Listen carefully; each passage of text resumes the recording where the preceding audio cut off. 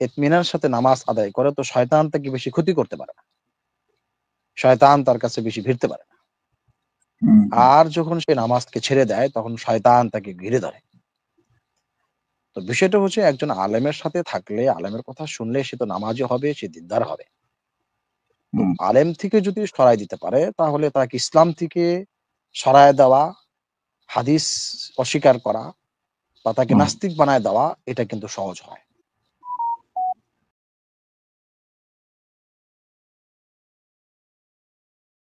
আমি কিছু না কিছু আপডেট দিতেই থাকলাম,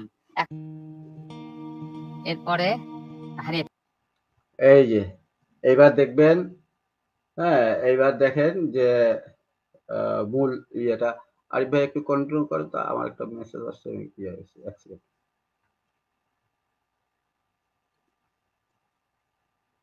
আচ্ছা, তাহলে আপনার ভাই বিষয়টা হলো আপনি তো মোটামুটি একটু দেখলেনই তাদের অবস্থাটা, নাকি? আমরা সামনে আরো দেখবো ইনশাআল্লাহ।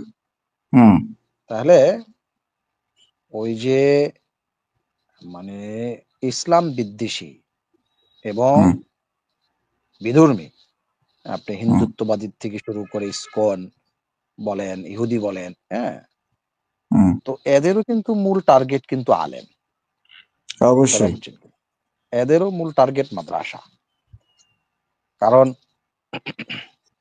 সাধারণভাবে যদি একজন আলেম থেকে যদি একজন মানুষকে বিচ্ছিন্ন করা যায় তাহলে তাকে পথভ্রষ্ট করতে কিন্তু সোজা, সহজ। হ্যাঁ, কারণ আল্লাহ তাআলা হাদিসের মধ্যে বলছে না যে যখন একজন মানুষ ইতমিনার সাথে নামাজ আদায় করে তো শয়তান তাকে বেশি ক্ষতি করতে পারে না, শয়তান তার কাছে বেশি ভিড়তে পারে না। আর যখন সে নামাজকে ছেড়ে দেয় তখন শয়তান তাকে ঘিরে ধরে। তো বিষয়টা হচ্ছে একজন আলেমের সাথে থাকলে, আলেমের কথা শুনলে সে তো নামাজি হবে, সে দিনদার হবে। তো আলেম থেকে যদি সরাই দিতে পারে তাহলে তাকে ইসলাম থেকে সরায় দেওয়া, হাদিস অস্বীকার করা বা তাকে নাস্তিক বানায় দেওয়া এটা কিন্তু সহজ হয়। জি আবরার ভাই বলেন আপনি। না, ওই পৃথিবীর সকল বাতিলেরই টার্গেট হচ্ছে আলেম সমাজ।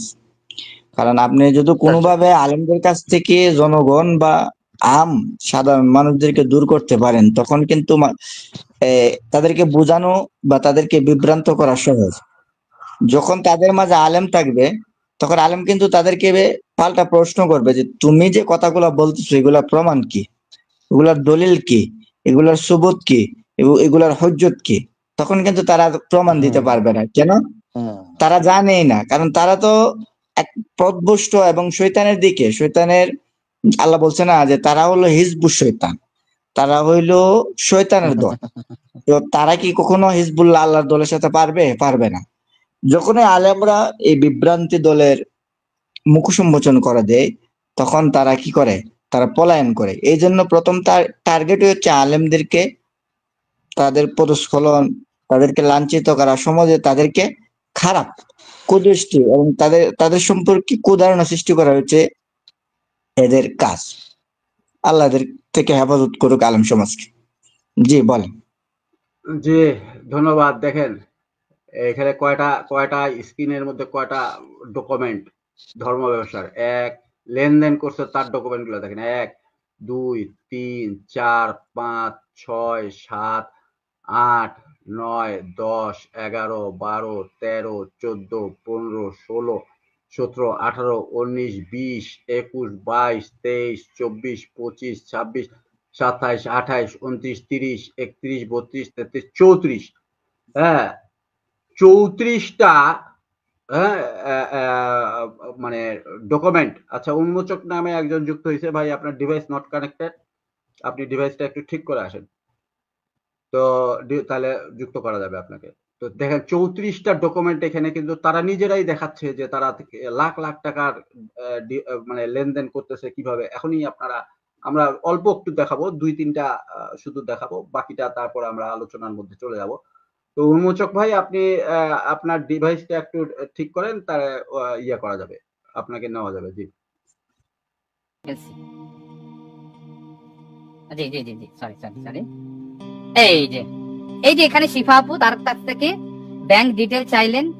এই যে এখানে এসে শিফা আপু টাকা প্রেরণ করলেন। এই যে টাকাগুলো আসতে শুরু করলো।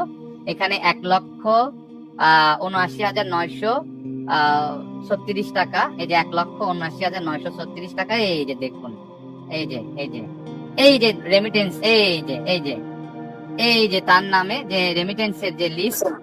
ভাইয়া এই নামটাও বলে যে মিস্টার রিজওয়ানের নাম এখানে নাম নাই। আপনি যদি রিসিটের বড় করে দেখেন কোন মাঝে আছে আর বড় হচ্ছে না আপু। আমি তো এই মোবাইল দিয়ে আছি নানি, উনার যে নামটাও বিকৃত। আমারে যে ভাই বোন আজকে 3 দিন ধরে যে মধু হই হই হই গান শুনাইলা, আমার নামে যে অতগুলা বদনাম করলো, কালকে পর্যন্ত আপনি একটা সিটি যদি আপনি দেখাইতে আমি বড় খুশি হইলাম না। একটা সিটি রিজওয়ানের ভাই মনে করেন 3 থেকে 4টা সিটি আছে। আমারে যে ইন্টারন্যাশনাল ব্ল্যাকমেল করছেন রিজওয়ান ভাইয়ে, ইমোশনাল ব্ল্যাকমেল করছেন। হ্যাঁ ভাই আপনি এটা क्या लिया है?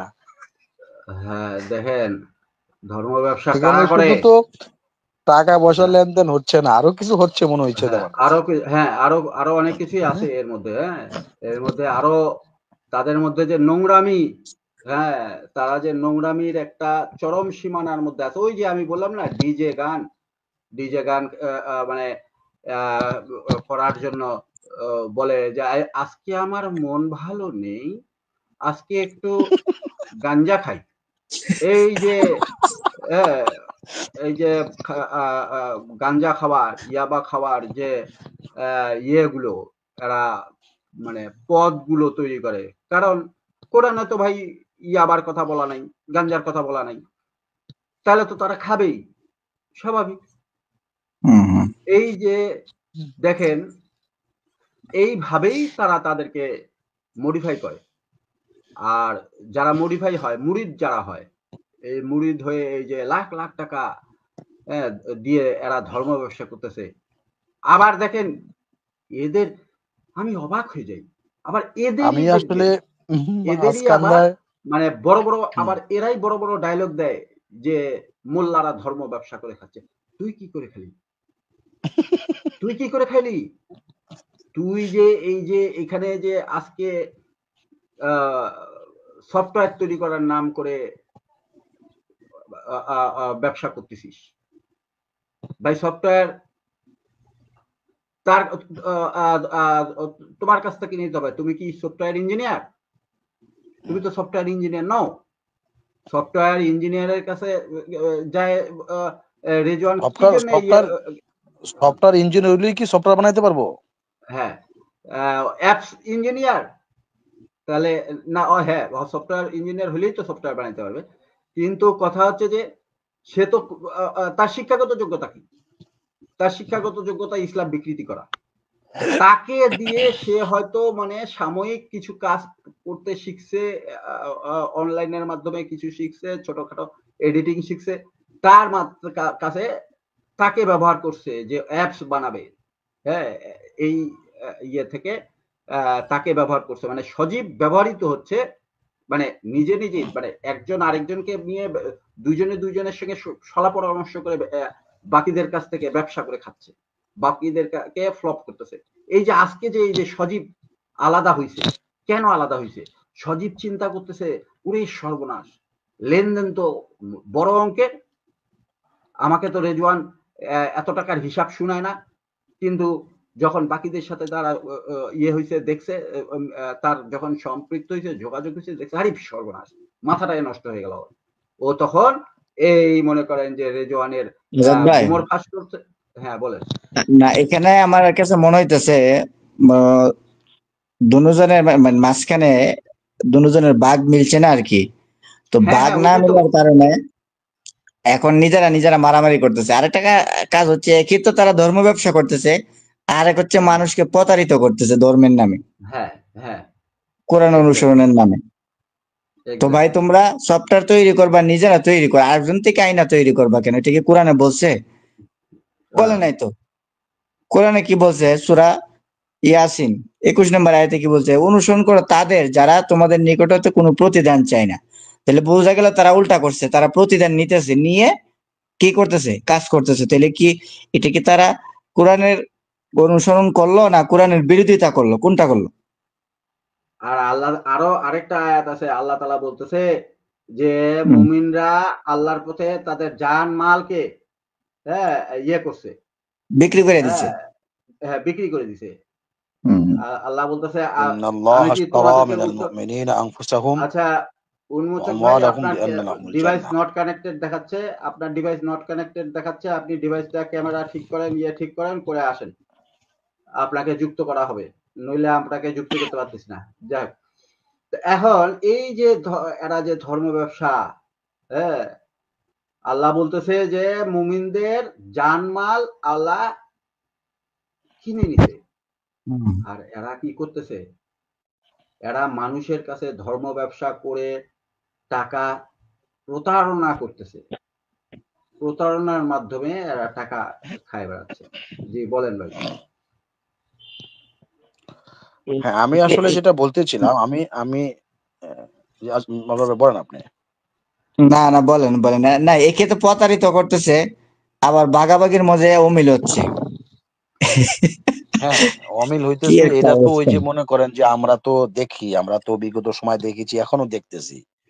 ওই যে হুম। রাজনৈতিক দলগুলো আধিপত্য বিস্তার নিয়ে লাগিয়ে গেল ২ দল। ওই ল পিডা। হুম। হ্যাঁ, আধিপত্য বিস্তার লয়া, টেন্ডার লয়া, জাগা লয়া, দখল লয়া, হ্যাঁ, সিএনজি হুম। স্ট্যান্ড, বাস স্ট্যান্ড লয়া লাগালাগি কইরা মরে গেল ২ জন।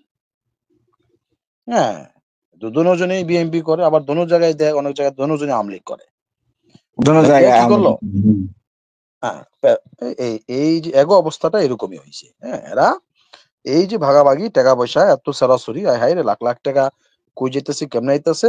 আমি তো আমারে কইলো ১০ টাকা, আমি যখন দেখতেছি ২০ টাকা, হুম। বাকি ১০ টাকা গেল কই? হ্যাঁ, এই যে অবস্থা লইয়া কিন্তু এরা একটা প্যাঁচ লেগে গেল গা। কিন্তু আমি এখানে আমি যতটুকু শুনেছি, আপনি শুনেছেন কিনা যে এখানে বলতেছিল যে ওনাকে ওই একটা মেয়ে কথা বলতেছিল, যতটুকু মনে হলো যে তার ভাষাটা চট্টগ্রামের ভাষায় কথা বলছে সম্ভবত, না মানে নোয়াখালীর ভাষায় কথা বলছে। হ্যাঁ, সে প্রবাসী, সে উনি প্রবাসী। প্রবাসী হোক, মানে উনার ভাষার অবস্থাটা মনে হয় চট্টগ্রামের, না হলে নোয়াখালী, যাই হোক দুটোর একটা হতে পারে। তো উনি কি বলছে যে ওনাকে গান কি যে মধু, হ্যাঁ, মধু দিয়ে কি একটা গান উনি গাইলেন, আমার আসলে মনে নাই। তো এখন ও মধু টধু খায় একেবারে ছেড়ে দিল নাকি? এরকম কি কোনো বিষয়বস্তু আছে নাকি এখানে?